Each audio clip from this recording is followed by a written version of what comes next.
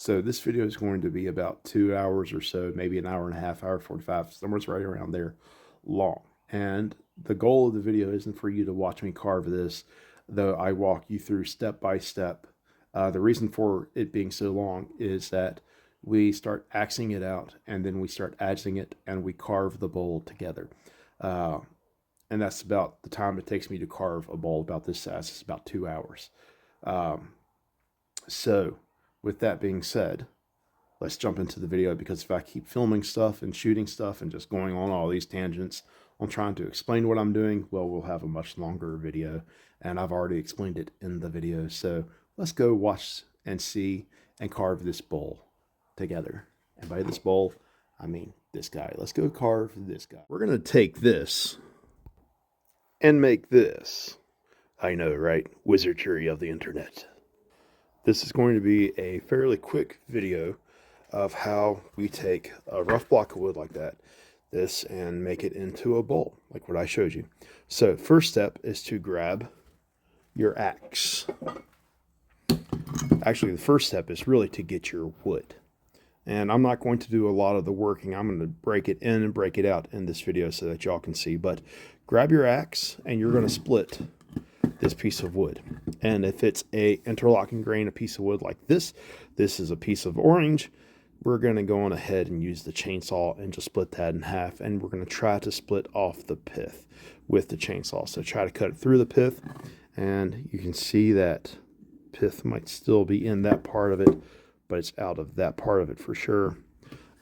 This here is going to be a second because of this crack. And a lot of y'all out there might just scream at me that I can take it and run it through a bandsaw or anything. Well, guess what? This is the driveway. This is my stuff.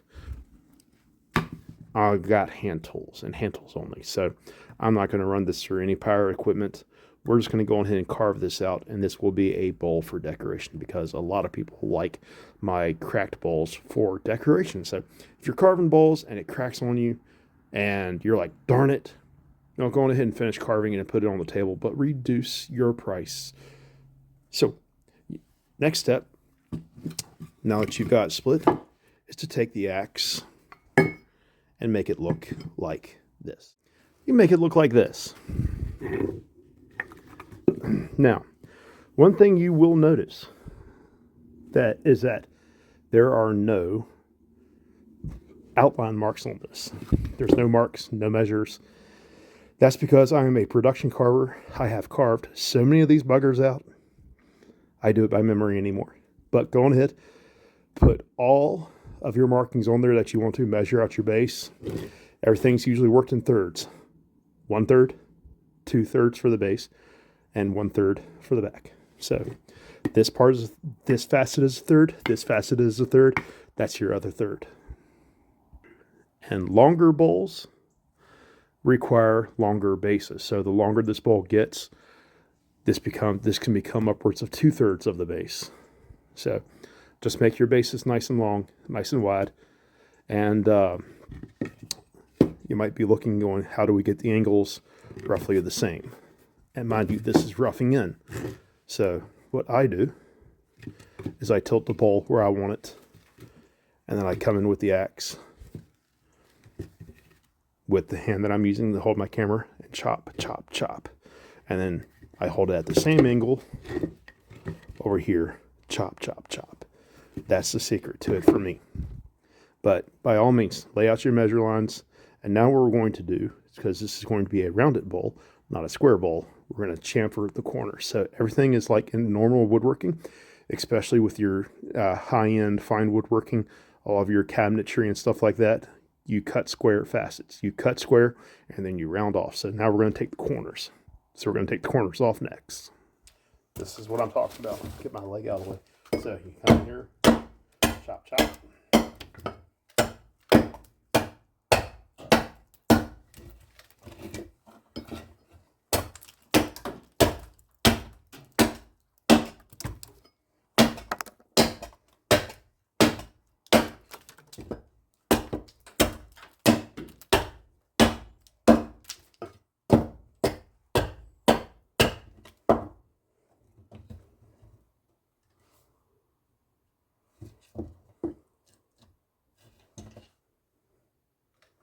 And for anyone wondering if one side of the bowl is out of the angle of the next side, like if one angle is longer than the other or shallower than the other, as you're doing this, you can always sneak up and get your angles correctly. The main stage, because this is out of green wood, the main stage is to get it all to rough shape. And the closer we get to being done, the more we do. Now here's where, if you are new to the craft, I would definitely do outlines. But like I said, I've made so many thousands of these things and sold them. This is how I've made my living for years now. And this is a staple product on my table that everyone keeps asking me to keep. And I've not had it for the last bit.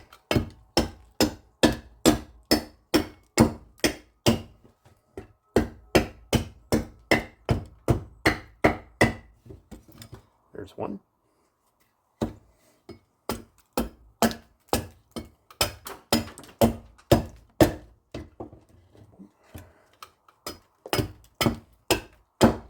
And again, don't allow my speed, or if it looks like I'm going fast, I'm just taking my time and I'm working this in. And we're having, remember, we're sculpting. We're not just working wood, but we're also sculpting.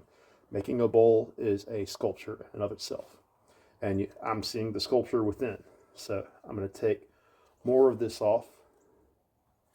And you'll notice that on this bowl, this side here is the side that's out farther. So taking that off will help bring that side in. That widens the chamfer on our rim. That will go back and clip down with the adze.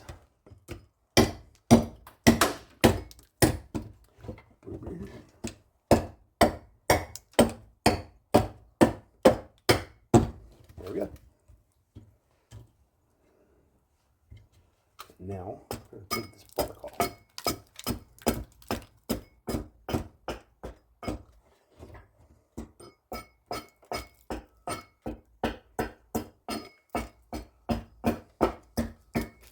I have a lot of people asking about how we carve our bowls. So I hope this video is a help. Alright.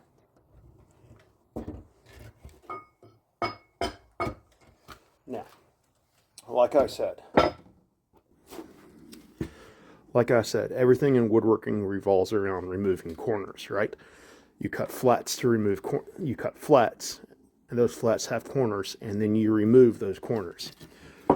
So we cut the end grain off, we remove the corners to create the flats that will give us our round on both sides. And then in the process of going and giving the bowl shape at the top, what we did was we gave ourselves a flat spot that we call the rim. And that's going to vary. So the next step is to take the adze. This guy right here, he's my favorite.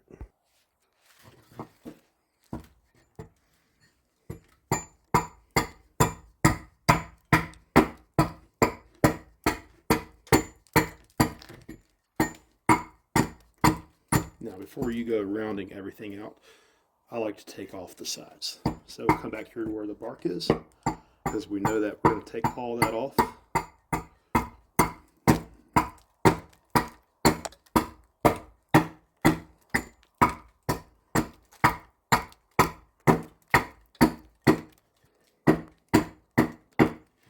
Just rough.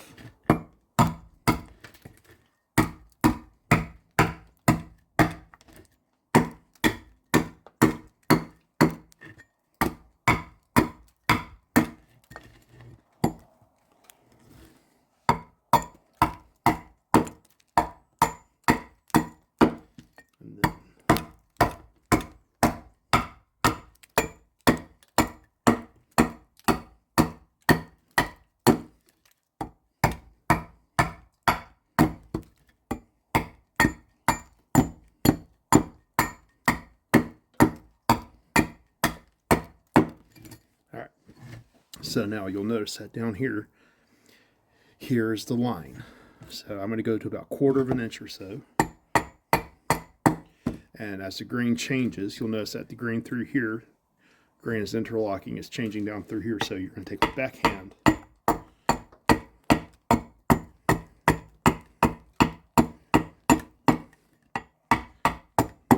so just because you're using an adze, when the grain changes, you change with the grain. Okay, so we're going to follow that line that we've established all the way around.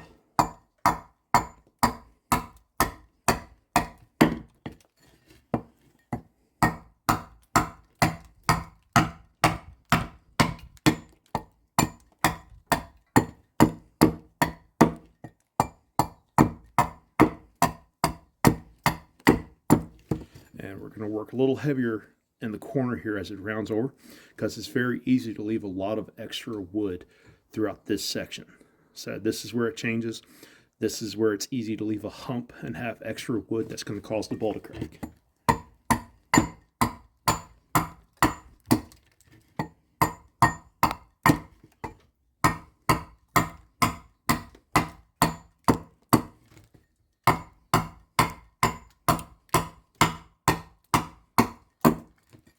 This is a great time to check your angles, and you can see how that now we're following that thickness around, and we're keeping it fairly uniform.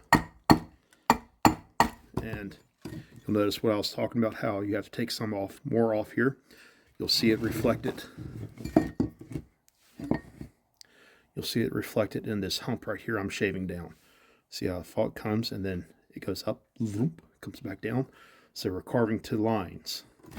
This is the method I use, and it works. And then also do keep in mind, I'm a production carver, so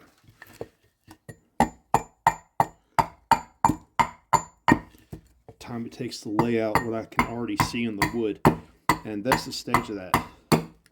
That's the stage I feel that you want to eventually get to as an artist, especially if you're carving stuff, is that you see it in the wood. You see the sculpture in the wood, and then you just remove the wood or the stone or the metal or whatever to make it into that sculpture.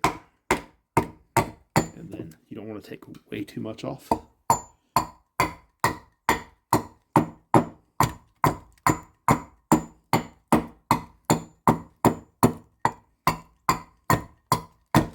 Bam.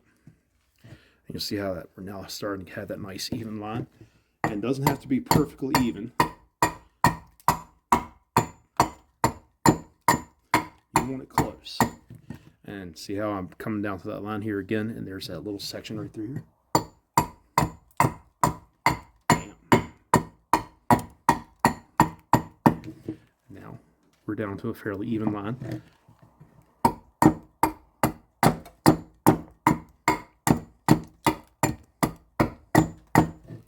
Grain's changing again. Come in, go with the grain. All right.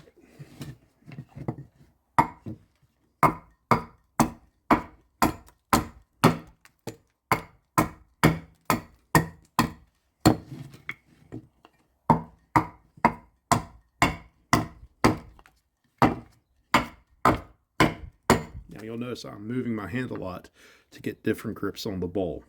You want to leave this as flat on the block as possible. And just keep it. And you want to keep your elbow from your adze anchored. You want to keep this arm fairly well anchored up tight against your body or on your knee. That way you don't run out and chop into your hand.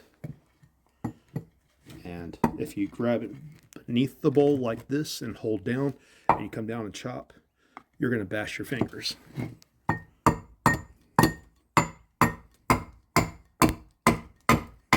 So.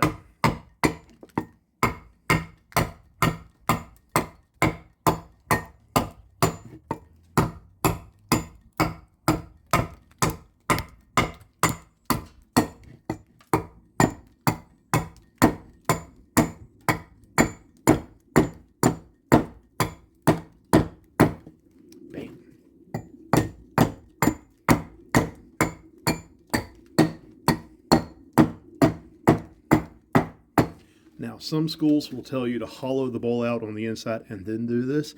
I have way better success carving the bowl out to the outside and then hollowing out the inside. It's whatever works for you. There is no right way or wrong way as long as you get a bread bowl out. All right. So there is that.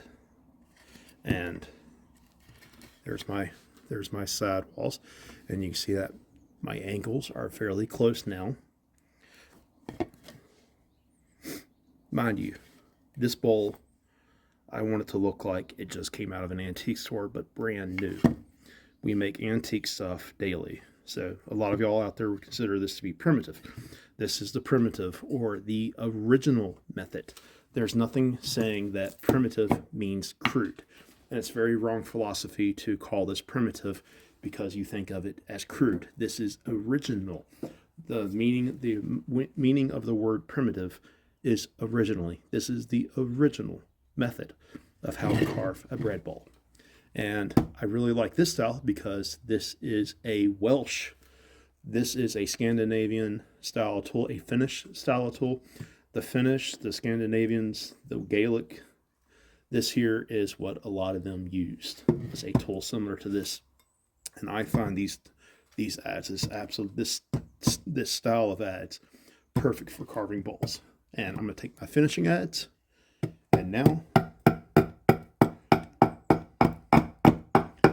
you're going to see me just randomly pecking at this. But what I'm doing is I'm hitting all my high spots. I'm going to hit all the chips. This gives it definite shape. This is your finishing tool, so this gives you finished surfaces. This takes it to the line. This tool you have the most control with.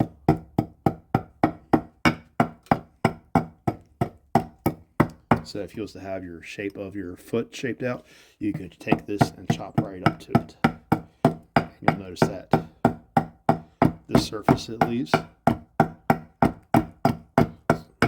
That's why you want to go around the bowl with your big adze. That way that you see where the grain is changing. That way when you come back to it with this guy, you can chop with the grain.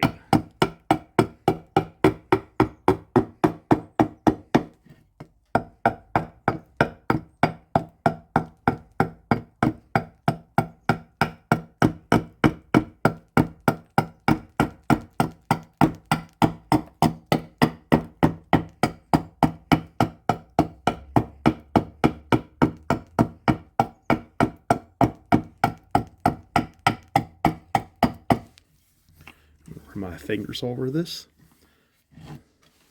and when I'm filling, what I was filling for here was how nice and flat this wall is. So this is nice and flat. There's no major dip. So when you go to hollow the bowl out, all we're going to do is follow the outside that we did here. I'll show you that here in a couple of minutes. So we're just going to go around.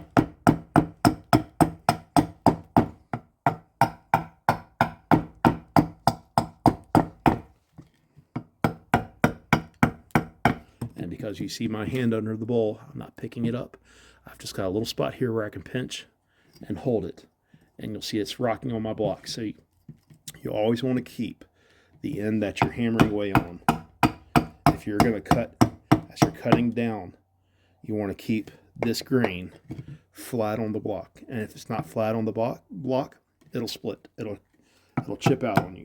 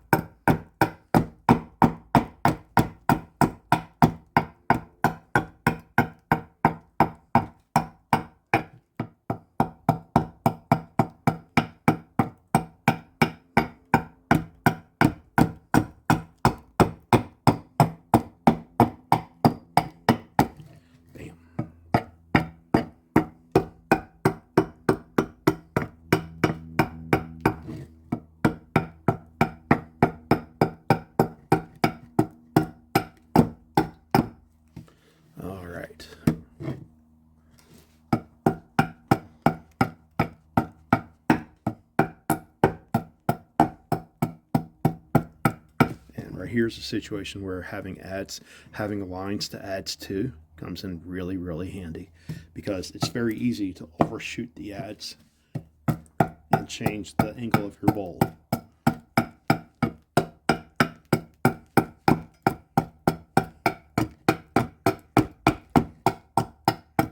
we got all this tear out right here. So we're going to take it and we're going to backhand it. Backhanding, we come back and we do this motion with it. We don't go up and down. We don't come in. That rips and tears the grain if we come in, because you're going against the grain. You want to go with the grain.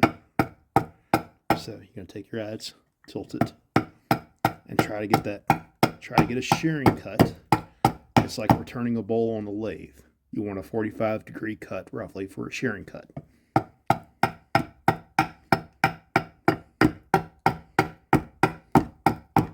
So we're going to shear that.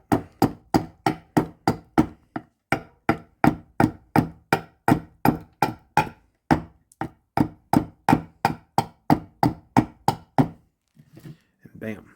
So you'll see the difference in the grain from here to here.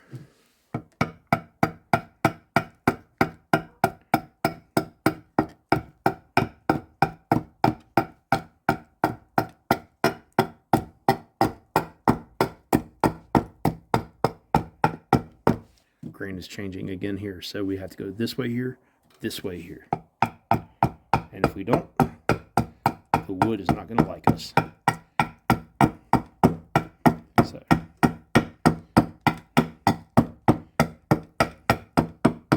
this is a sticky situation where the grain's going one way below the cut and one way above the cut. Remember, we're cutting to our line down here on our rim. So cut to your line first, and now that you have this bottom part established, come up from the top.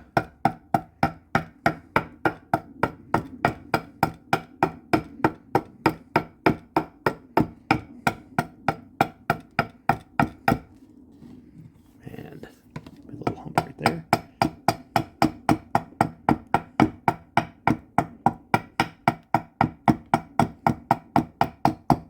Voila.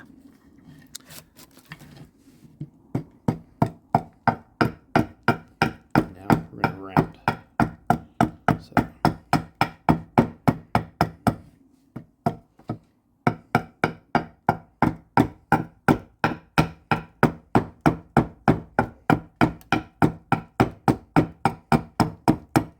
and if you're wondering if you had done a good enough job, if I had done a good enough job with this guy, I wouldn't have needed to use this guy, but I love using this guy. I love using this guy. But there would be spots in here where I'm not going to get because this guy did it good enough. Like right through here. I've only hit a couple of high spots, and I've got this line right here. So I'm going to break this line up. And this guy here requires you to be consistent, because you don't want to be leaving a lot of these chop marks. You want to use it like a gouge and it go in and out. So you need to take a big enough cut to dig in and come back out, but not so big that it sticks. So remember, this is your finished surface. And you can put as many marks, you can put as many fine cuts in this as you want to with this guy.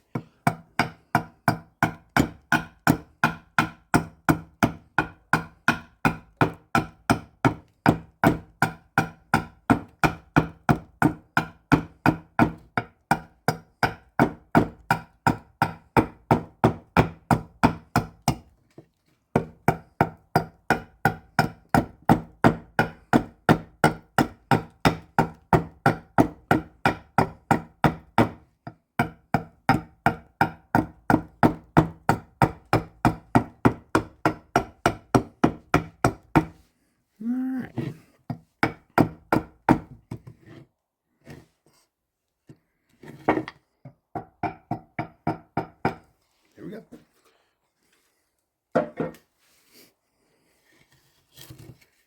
Now we have nice even walls.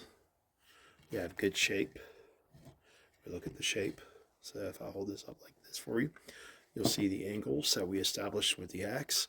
we further refined it with the adzes. And I can come here, you'll see it in the shadow right here. I can come here and knock that bit. In fact, I'm going to, that annoys me. So.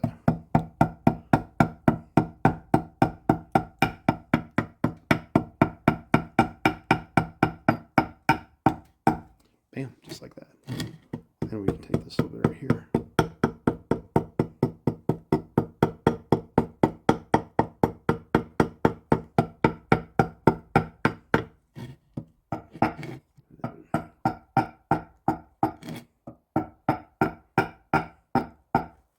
There we are.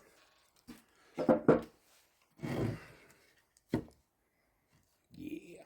Now, we've got all this hair.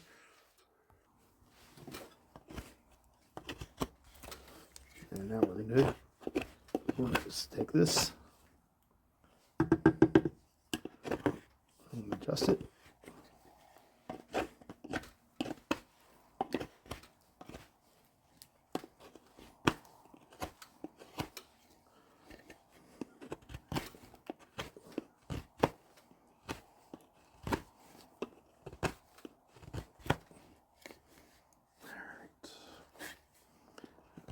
And we're just going to hit the high spots. This is really hard wood. We just want to refine. That's all we're doing. And then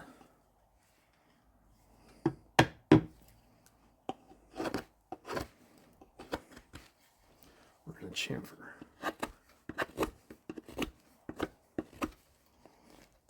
And the chamfering is very, very important.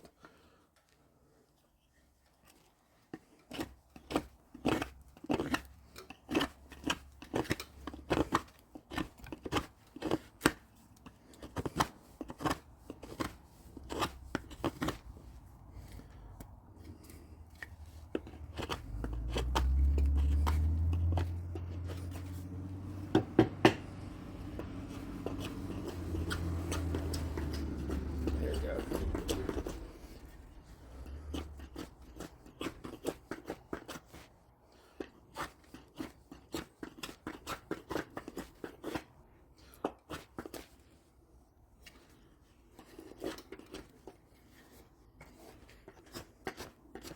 There we go.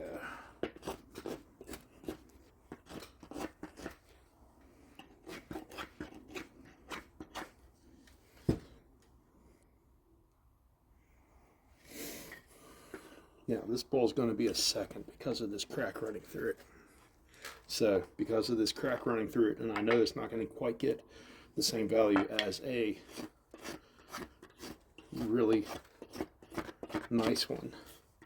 Mind you, it's going to be nice, but this bowl here will be sold for the character that crack gives it. So I'm not going to worry so much about bringing this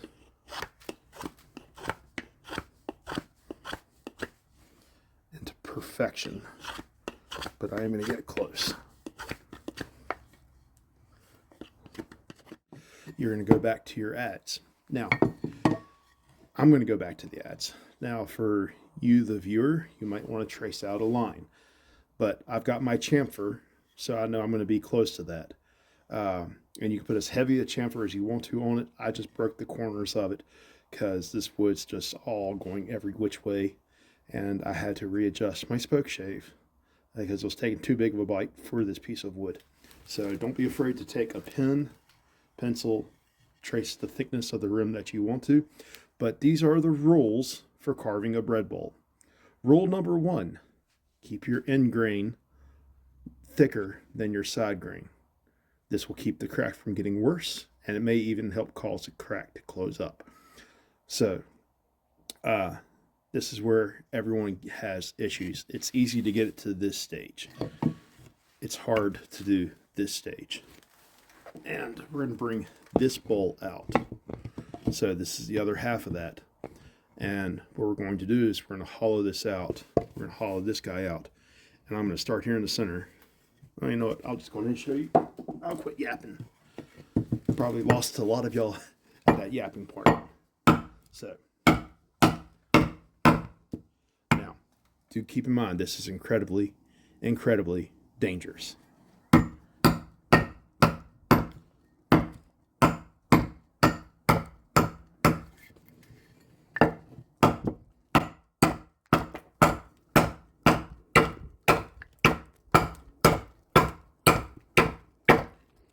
So I've got my cuts, long grain, end grain to end grain. Now we're going to go to long grain. And you're going to see that this pops out. Pop.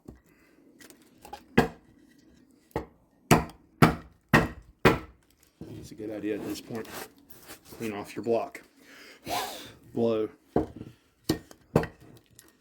Find a flat spot. Get the chainsaw out if you're smart, unlike me, and carve a flat spot.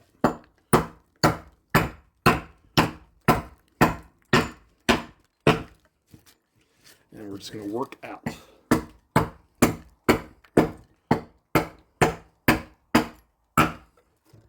All the way around.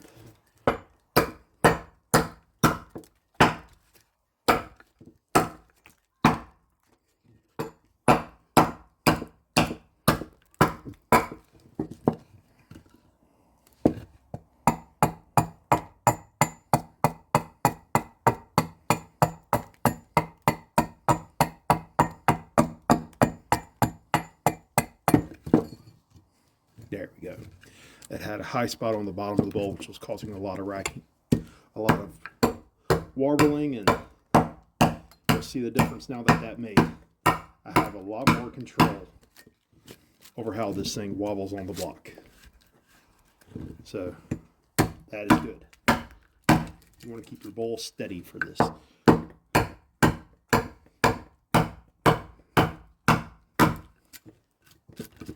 And again, don't do as I do. If you need to clamp it, put it in a shaving horse or clamp it down on a block of wood. Get yourself a kuksa bench. There's a lot of ways to do this, but this is the way I learned how to do it. And unfortunately, it comes with a lot of risk.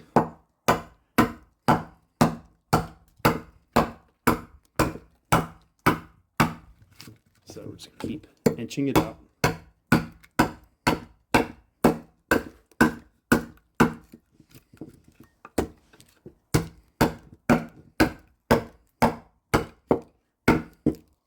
And you'll notice I'm not attacking the center. So my block is moving. There we go. So you'll notice I'm not attacking the center. What I'm just going to do is I'm just going all the way around.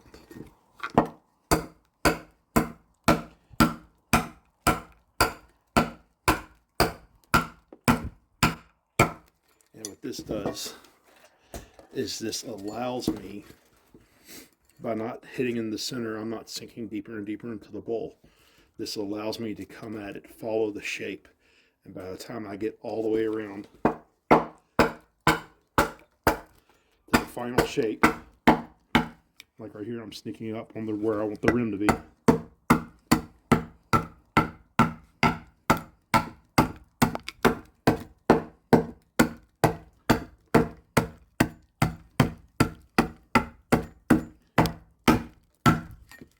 That down there. That's a good thickness for the rim. Where am I at? 5 minutes? Not bad.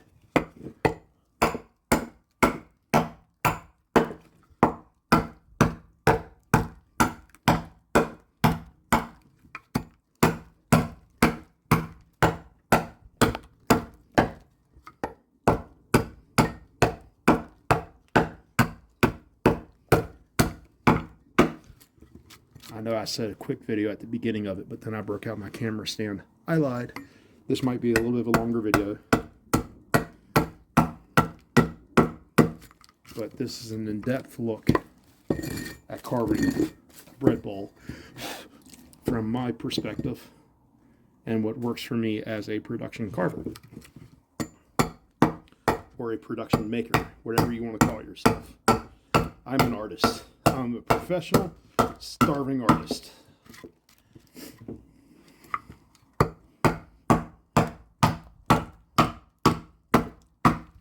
You'll notice I'm still not attacking the center of this bowl.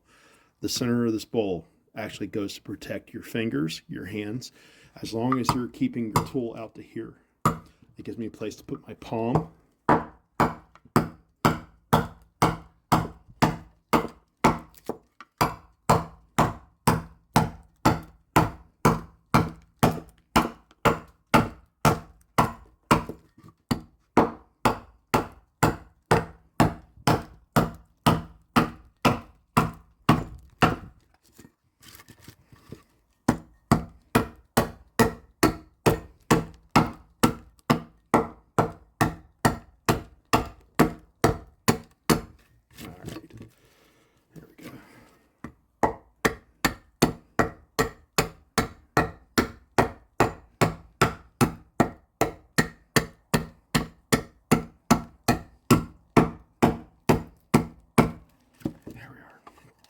Remember, keep your side grain thin,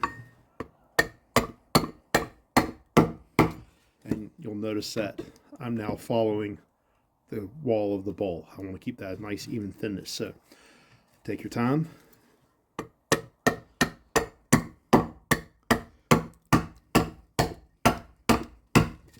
Take your time and feel as you go around now, because now we're through the majority of the bowl. We're almost down to our depth.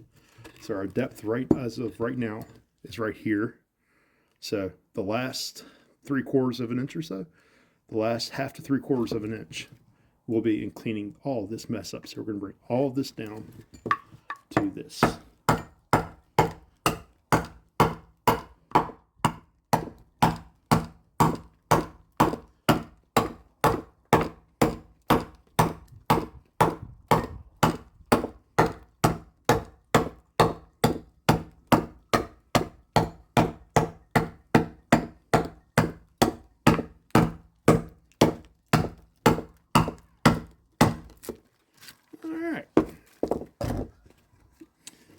Now, mind you, this needs to be thinner than this, so we need to leave this extra thick, or thicker.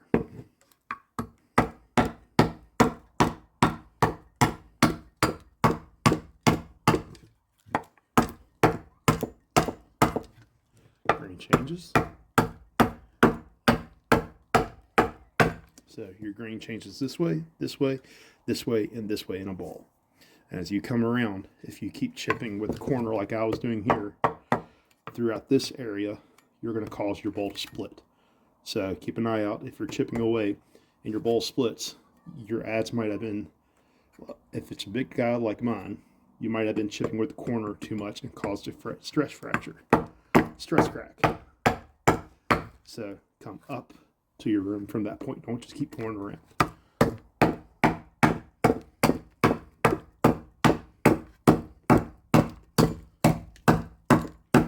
This is also awkward because the grain is trying to change here. You'll see where the grain's doing all kinds of nasty things, or trying to at least.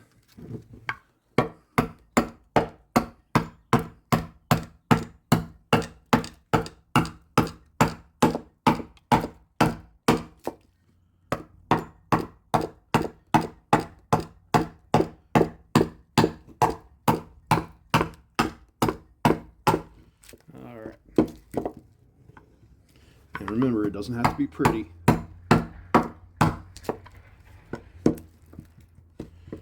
Does not have to be pretty at this stage.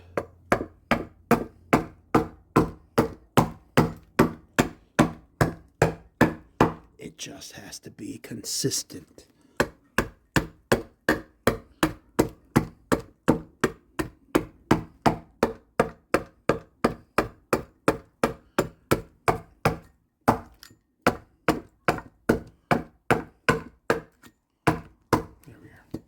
This wall and this wall is close enough to be the same size, and it feels the same.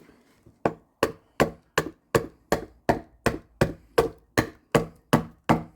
think it was because of this stage right here that I decided to quit actually measuring them, because every time I put a line on the bowl, it encourages me to chop behind the line, and it sucks.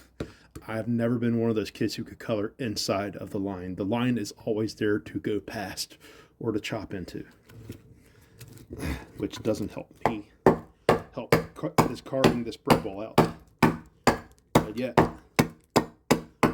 But yet, don't put a line in there, and I can do this. Might be slightly dyslexic, who knows? Never been tested.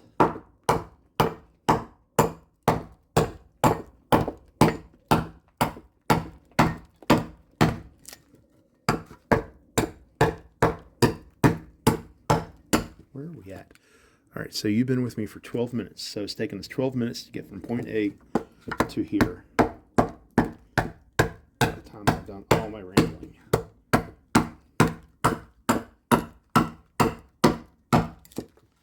All right.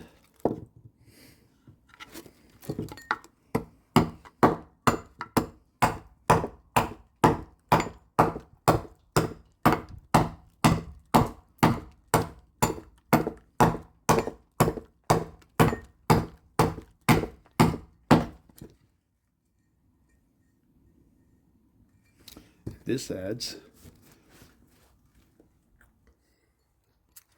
is due for a sharpening here before long, which is good.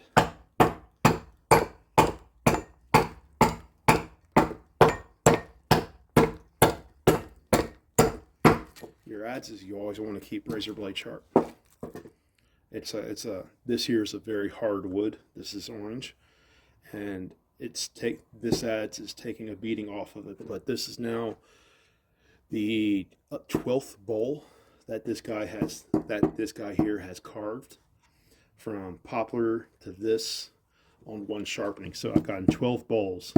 By the time we get done, this guy has given me 12 bowls on the sharpening.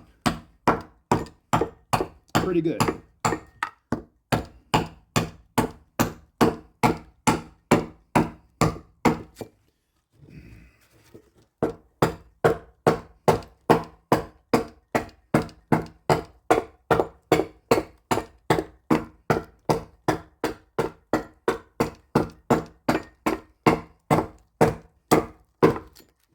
And as you get near the end of the, as you get near to the end of this, where am I at? Well, I'm going to run out of power. All right, so we're going to call this, and we'll be back. All right, so you're still not done, so grab your finishing adze, and I like to put a little bit of pressure on here.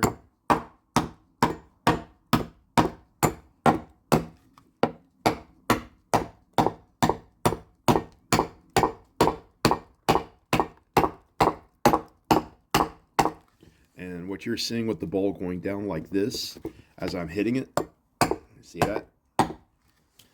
That's because of the small base. So if I wanted to, I could have brought the base out a little bit more, gave myself a little bit more room to play with. Or you can take your axe, because the angles are correct. You can take your axe or your planer or whatever tool you decide to use, and you can slice height off the bowl. So if I wanted to make this base wider, I would just take my axe and cut the base down more. And as the ball goes lower and lower, because the sides shoot out, the base becomes larger and larger. And that prevents it from, that helps prevent it from doing what it's doing now.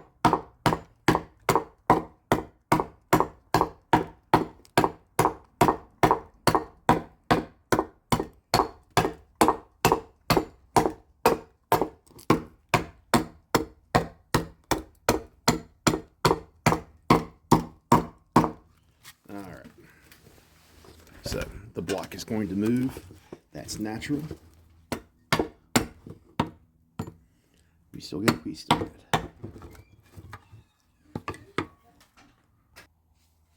Alright. Hey, Obi Kitty.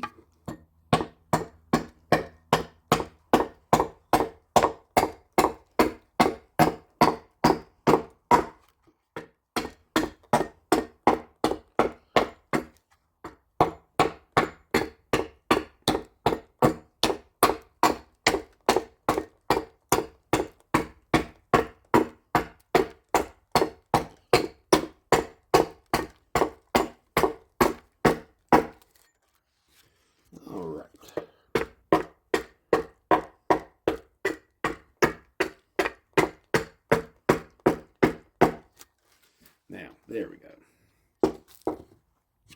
Fill the side, fill your end grain. I can come over here a little bit more and you'll see the shape isn't quite there yet. But I'm coming in and I've got a little hump right here. I might end up, but the bowl is even.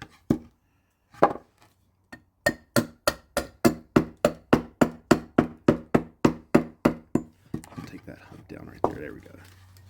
Just a little bit there on the edge. Sometimes that can throw you off. Well, throw me off at least.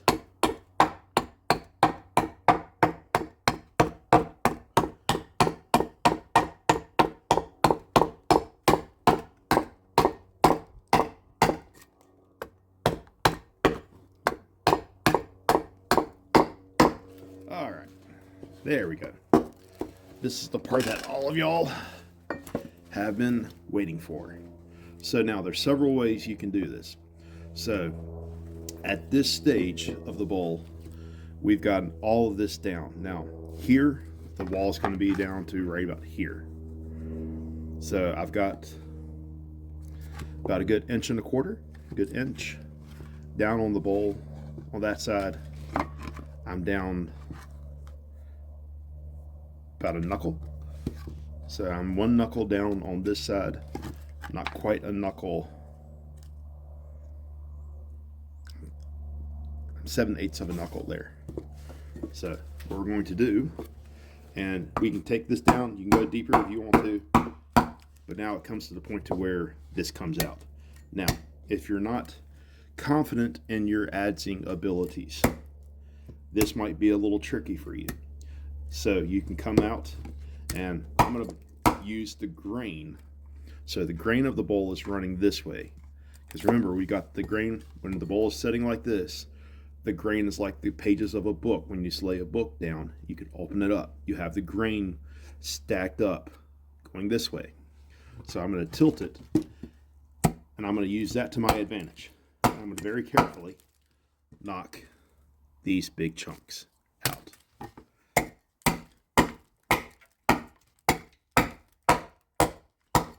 And be careful.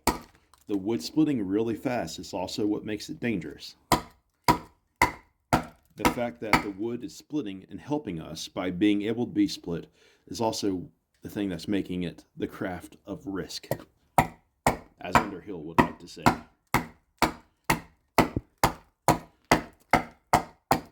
Working with hand tools is always a risky business. You pick up the tools, you assume the risk.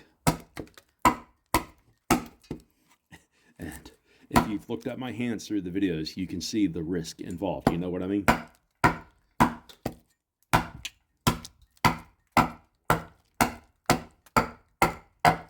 Alright. And now, if we were going to make this a flat bottom in here, you would just go back around and sink it. But we're not. We're going to take this, and we're now going to come in with this guy. So here is my finishing adze from yesterday. And now what we're going to do is we're going to use this to scoop. So this bit here is going to be the bottom. So we're going to use this now to scoop the bottom. And if you don't like doing that, you can always come in here with your adze, chisel, whatever.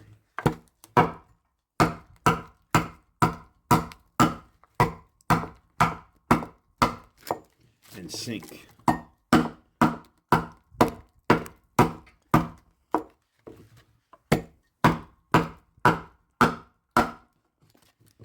This down deeper.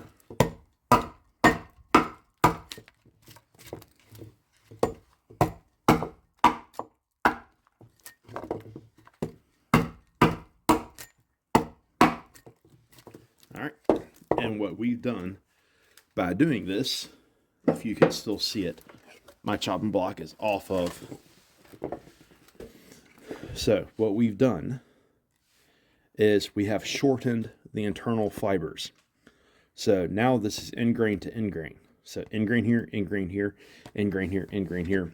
Fibers are running this way, right? They're running like pages in a book. So they're big wide sheets. They're all running this way. So what I've done is I've cut that book almost essentially in half.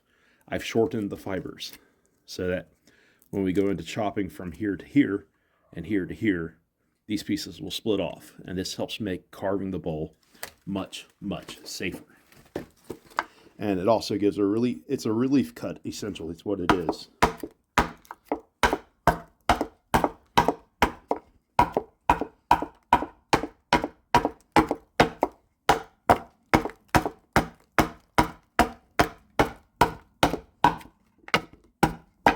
Now, if you see a bunch of blood flowing into the bowl from here, that's going to be the end of the video, because that means that this guy hit this guy. And I'll just edit that out.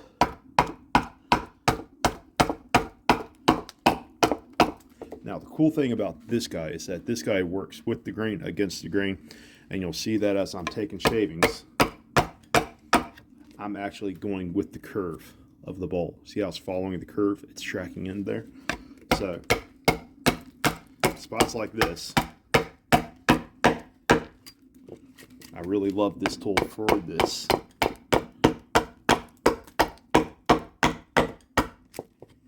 Because of that tracking. And now, that's at the bottom of the bowl, and I have about ½ an inch or so to play with. Maybe 3/4 of an inch. So, and the cool thing about this guy is that you can attack any part of it. So if the wall needs to be thinner, you can just touch the wall like that. And now we're doing our internal cuts with this guy. I'm not going to really worry about how pretty it is, because we're going to use my Tuka cam to finish it off. We'll use my hook knife, my bowl knife, for it.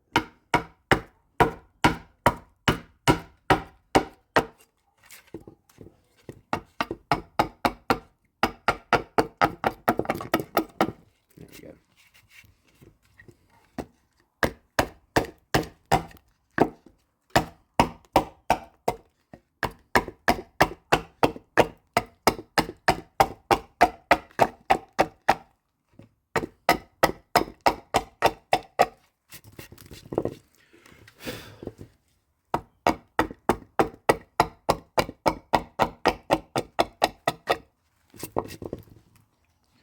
And that is starting to look really, really nice. Now you notice I'm going from here to here. I'm not going very far into here.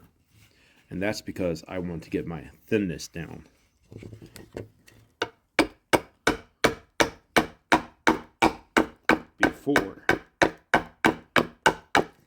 Before I go into the end grain, because remember, we have to keep our end grain much thicker than the rest of this. And that's for the drying. That's where the bowl without cracking will come in. And you'll see that even overnight, the crack here is nowhere near as bad. It's actually, as I've been working this, it's actually looking like it's been trying to close up.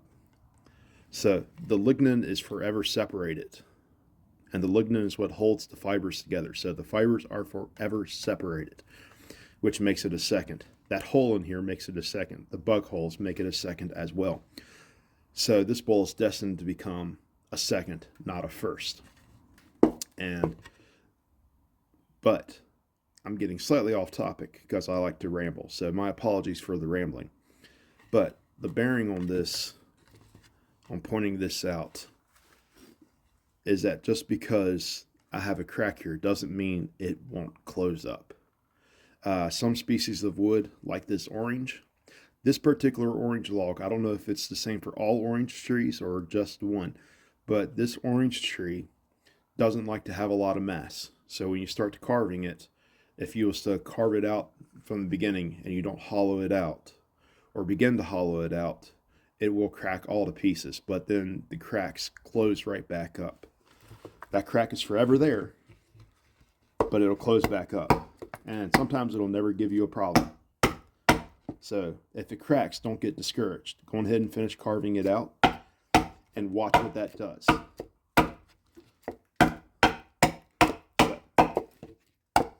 That's the nature of the beast with green wood. Green wood it does weird things. And that's all this orange tree has been doing for me, is weird things. Alright, now that that's done. So, my apologies. People keep coming in and keep going out. I'm doing this in our garage. It's the only place I have to work while the snow is on the ground. Keep me in prayers. I'm praying for a wood shop. If you're the praying kind. If you're not, hey, send me good energy. Send me energy for a shop. Oh, and if you have a shop. No, never mind. I've sometimes jumped into worse holes than I've ever been in by randomly jumping into situations. We are looking for a shop. I will go as far as saying that.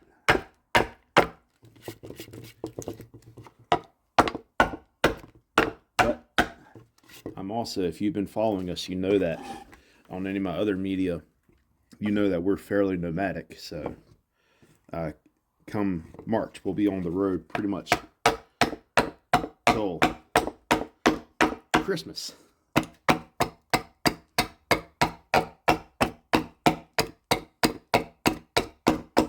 Alright, so now we're getting close to getting this done.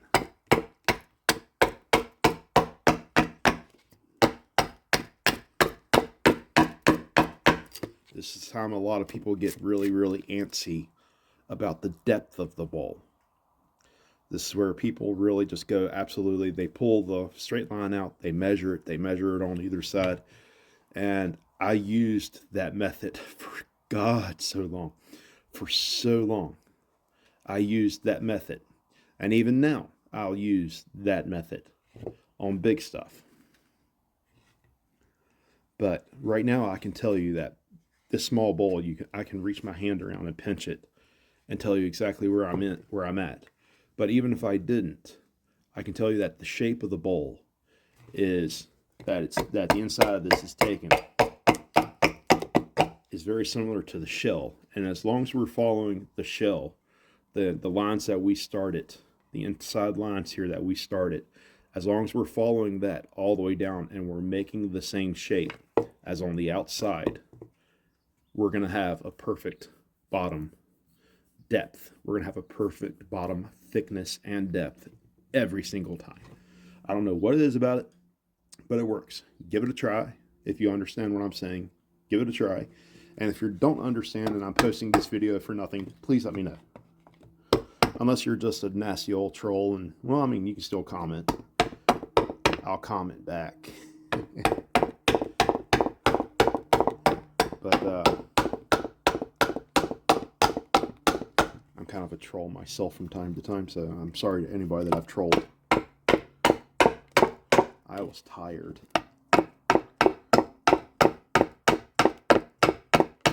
Alright, so now we need to come this way and scoop this out.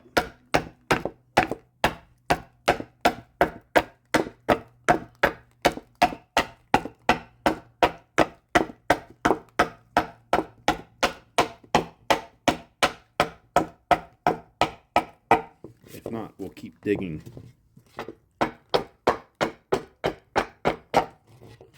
We'll keep digging deeper and deeper, and we don't want that.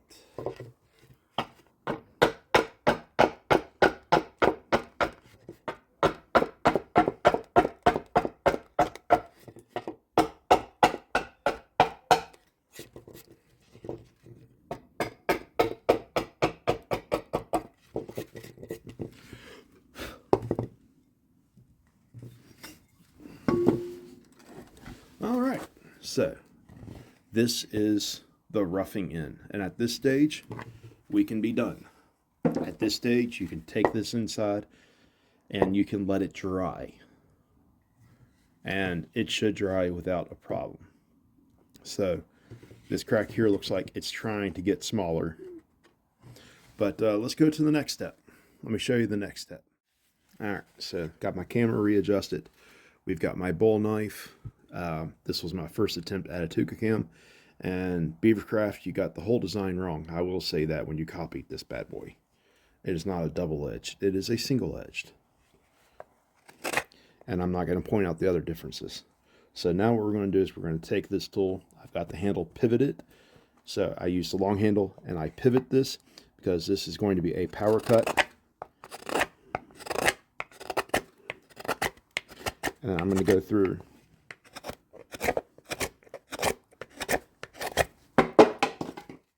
And I'm going to throw the bowl completely across the floor to stress test it and make sure that it is sound. If it broke, it is not a good bowl.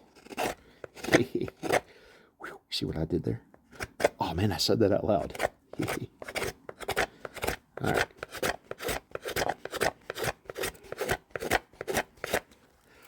So this gives us our first look at what the wood can look like.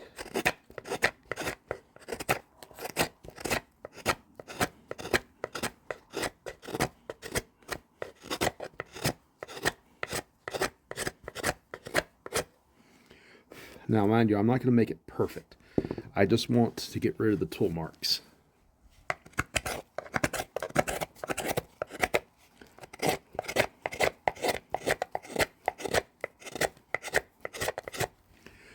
I want to get rid of a lot of the tool marks. I want to get rid of a lot of the broken hairs, a lot of broken fibers. But most importantly, this allows me to fine-tune what I missed with the ads. So while I can go in and do all this clean with the ads, I like to come back with this, because then I can fine-tune it. I can make certain parts of the junctions of the bowls thinner.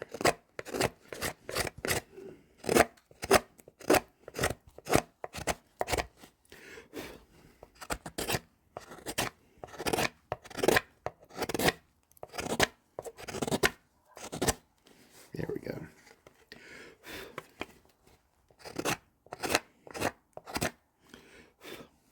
There we are. So I want to make this area right through here nice and thin. That way it goes into a thick area.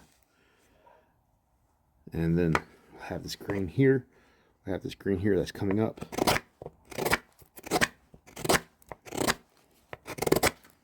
So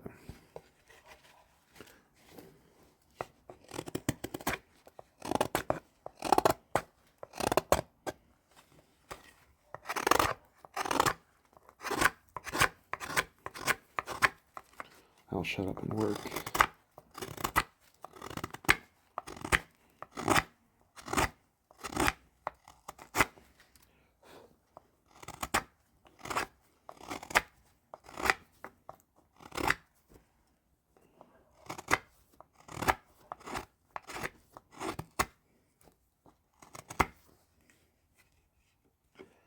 All right.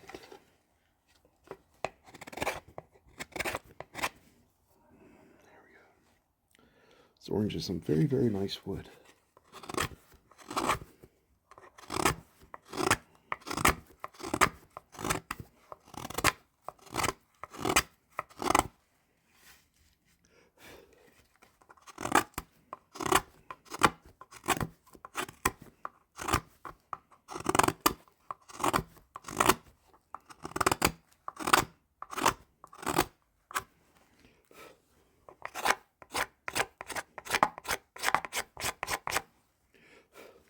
Alright, looking at the green. Green is good.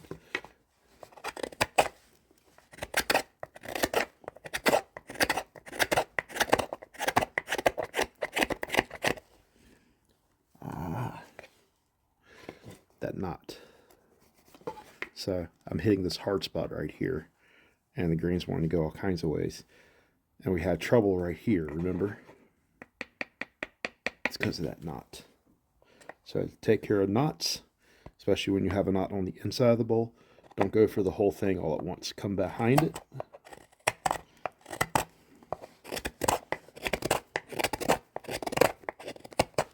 And I like to use the leading edge of the tool and stick up on it.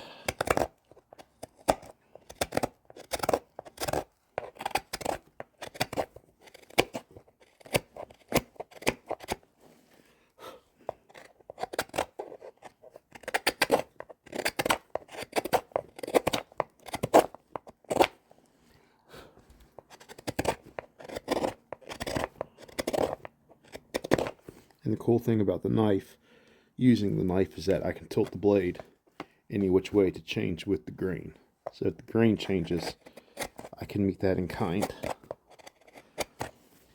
Whereas with gouges and chisels, you have to do the same thing, but I don't have this, it doesn't feel the same as with a knife.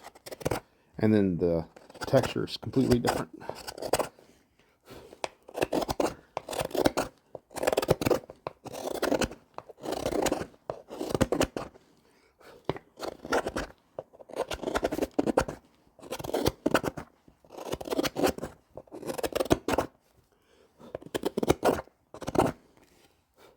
All right.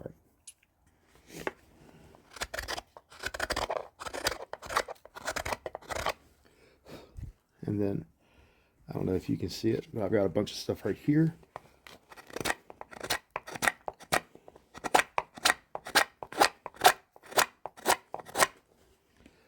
That we need to make gone. That's from coming across here and hitting it, using it as a stop.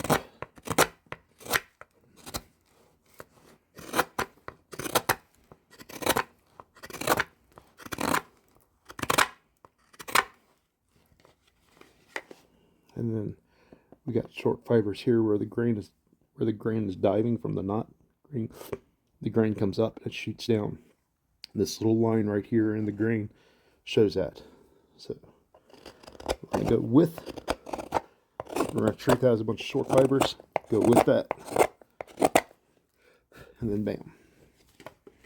And I got a little bit over here. That's cosmetic. And now what I'm going to do is I'm just going to rip this. If you was really being careful, you can come in. Like this will be a lot of the finishing cuts for me.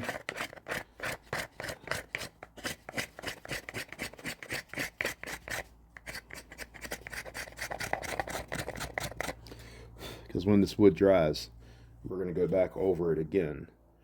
And as we go over it again, we'll be using cuts like this, where we go down the hill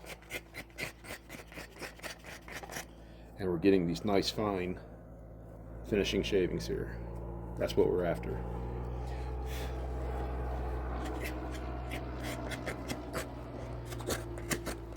That's in finishing though.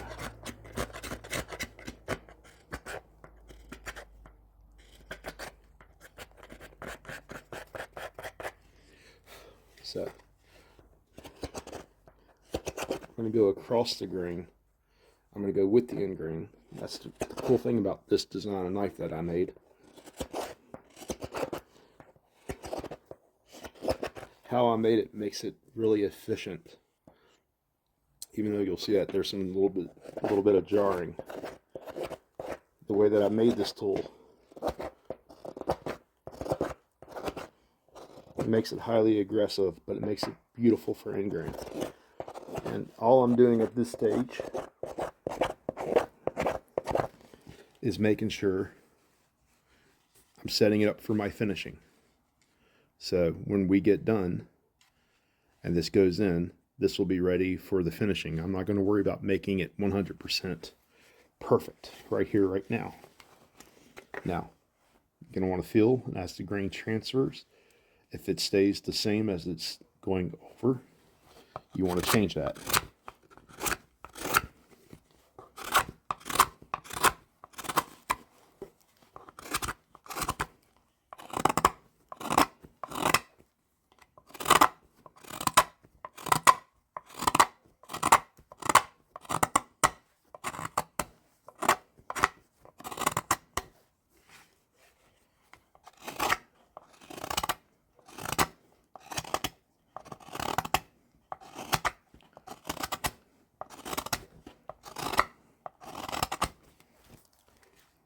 Okay, that's better.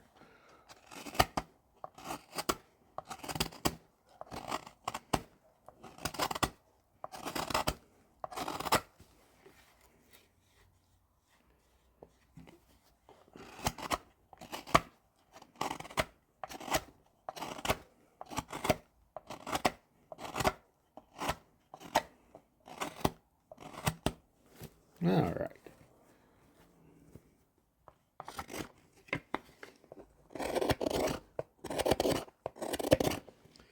Now, when the wood allows you to get it, sometimes if you can get it close to being done, or you can get all your finishing cuts on it done, sometimes the wood will allow you to make the bowl from the get-go, start to finish, completely green without any carving coming back to carve it.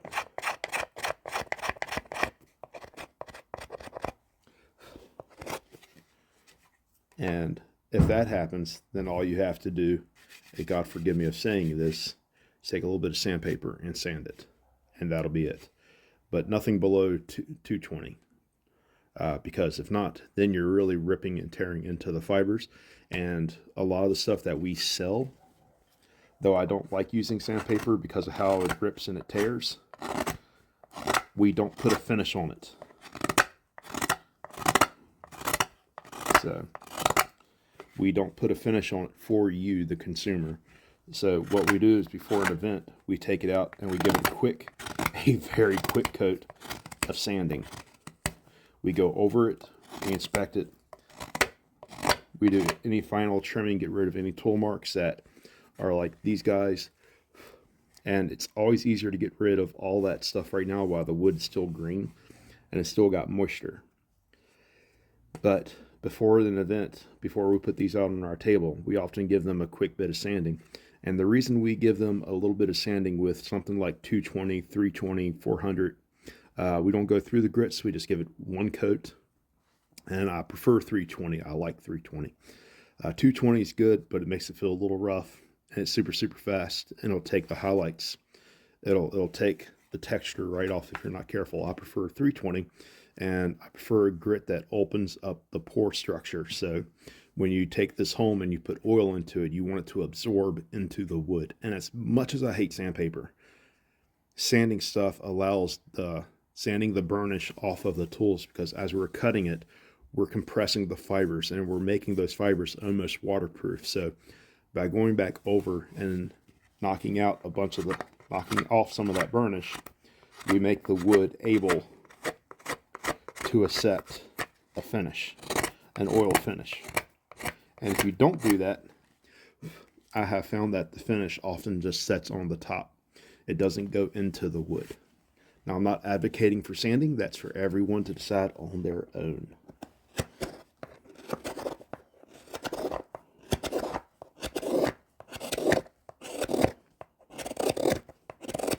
This is the steps where the ball comes in really, really good.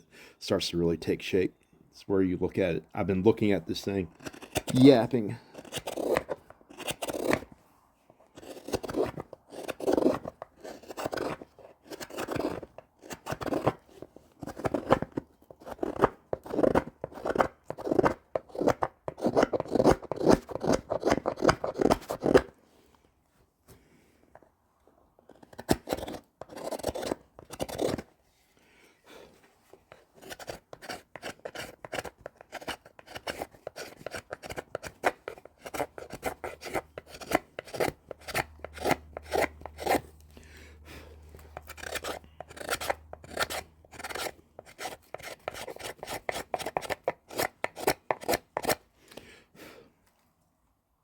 I think I'm going to move on to cups after this today.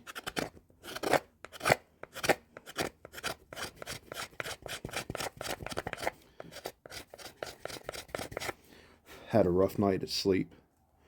Didn't sleep very well last night. Had some very interesting dreams. So, getting this bowl done. And I think I'm going to goof around and make a couple of kuksas. I'll put some shorts up, but I want it to cover this long. I want it to cover this, how to make a bread bowl. And mind you, this is applicable for everything from the small stuff to the large stuff. I've chose this small bowl simply because of the time efficiency we can get this done. You know, we're looking at an 1.5-hour video covering every aspect of this from the raw lump of wood.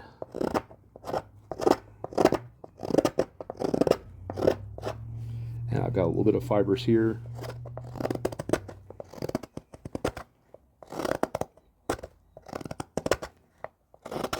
I'm just going to very carefully go back over it. Now, if you got a spoon knife or something, it's got a bevel on the outside. That'll make it really great for getting into these areas. But mind you, with this tool, when I made this tool, this was an oopsie daisy. That turned out to be way better than I expected. But this tool requires you to focus in and hone in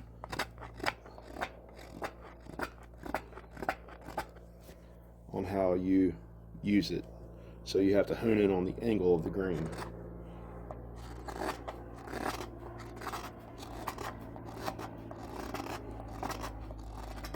Eustace Conway said I should make these and sell them. I do make and sell stuff like this, but this is the only one in existence. If anybody out there is looking at this tool and you're like, you'd like to add it to your collection, let me know. I'm willing to sell you. I'm willing to sell them, make them and sell them. But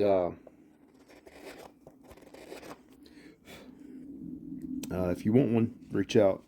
Let me know. Email address is thebodgingbigfoot@gmail.com. And you can email me. You can leave a comment.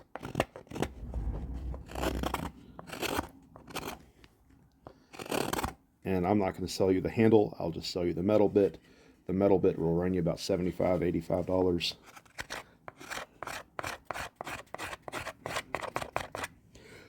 And this tool is spectacular. I've got some very interesting grain here, so I know that from the way that it looks, I need to come down this way with it. So I'm going to come up here.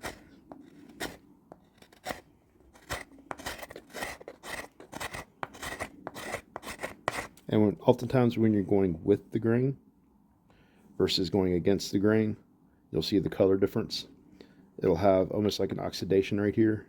No oxidation.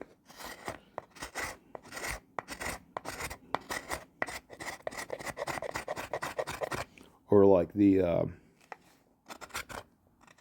velvet, where you rub it one way, it changes color and come back. When it takes that burnish look and get that coloring, that's how you know you're going with the grain. All right, got a hole right here.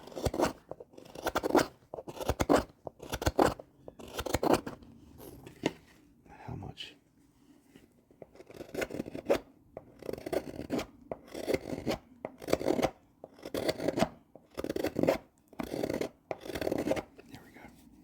I can live with that. It's not for food use, but still.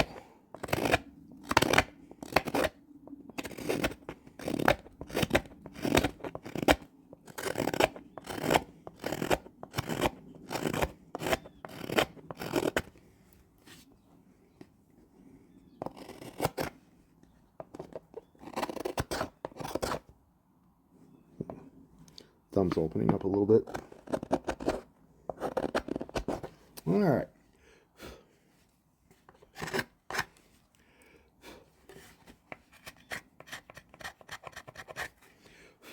Here we go. So now we have a completed bowl. And mind you, you can further refine this bowl after it dries. Like I've got a high spot here that I might just leave because I know that this bowl and this crack with this pith in it, the fact that it's got the pith in it already makes it a second. And like I said, I make these in production. This here over the last few days, over the last 3 days makes 12 bowls that I've carved out by hand, or 13 bowls. This makes number 13 for today. So, you know, that's just within a couple of days. So a lot of times I can carve 4, 5, 6 bowls depending upon the size a day. Sometimes I'm just happy to carve 2 or 3. It depends. And it depends on what wood I got. This here is some really hard hard wood. I don't know if you've ever had the chance to work orange wood from an orange tree, but there it is. And here's a first. Mind you, I can set this out in the sun now. I can set these bowls out in the sunlight, and they're going to be good. They're not going to do anything else because of the method that we used and how we used it and paying attention to the wood grain. These bowls are going to last lifetimes, even if it's got a crack in it. This will get passed down from family to family, and I'm actually really loving this one a lot more than I'm loving this one. This one here is going to do really, really, really well, but this one here has got that beautiful shape, that beautiful feel, that beautiful thinness that I'm looking for.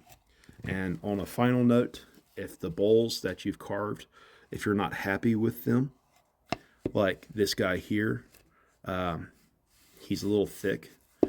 Well, you can always come back and take more from the outside off if you've got the inside the way that you want it. Or if you want to, you can work the inside. It depends on the species of wood that you've got. This bowl here, I'm going to let it dry. I'm going to finish letting it dry, letting it see what it's going to do. This bowl here, I guarantee you, it's done cracking. In fact, we'll check back in a day or so, and I'll show you. And then let's not forget, this opens up the door for you to do fun bowls with. So you can take these blocks of wood, get the camera. So you can take these blocks of wood and you can do really awesome funky things with it. With these techniques that I've shown you, you can follow the bark line like I did here. You'll see that the wall of the bowl follows the bark. That's the beautiful thing about the adzes and the chisels and using these hand tools, is that you work with the wood. We work with the wood. We're not just woodworkers. We work with the wood. So, and yeah, yep. If you follow those methods, and these cracks that were already out there, but like I said, this one's definitely going to be a second, but it's going to be a fun second. Somebody out there is going to love it for a candy bowl, for its center bowl on their table. So yeah, so this is how you carve a bread bowl in the original fashion.